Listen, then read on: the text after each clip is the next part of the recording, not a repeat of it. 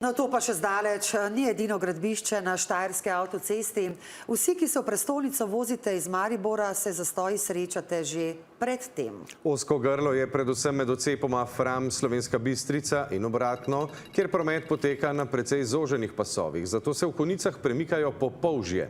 Od junija naprej pa še eno gradbišče med slovenskimi konicami in Dramljami, kjer pričakujejo še hujše zastoje. Promet bo namreč tekal zgolj po enem voznem pasu vsako smer. Več pa Mojca Hanžič. To so lanski posnetki avtoceste med slovenskimi konicami in Dramljami. Dolge kolone vozil, nepopisna gneča, nezadovoljstvo voznikov.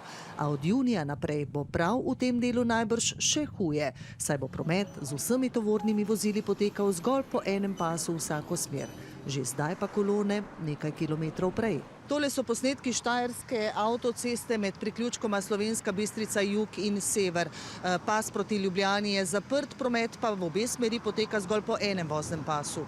In na tem enem voznem pasu so 4 začasni pasovi, po 2 zožena vsako smer. Ponekod zoženi do te mere, da je prehitevalni pas skoraj neuporaben.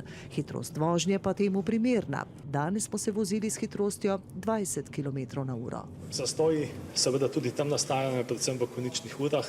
Prometa je ogromno, vozišče je ožje, prometni pasovi so ožji in prav tako kot za Ljubljano velja tudi tam ta vožnja v zamiku, če je le mogoče.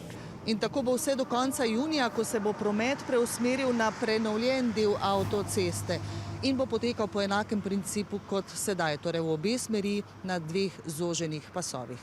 Dela pa bodo na tem odseku predvidoma končana šele poleti prihodnje leto.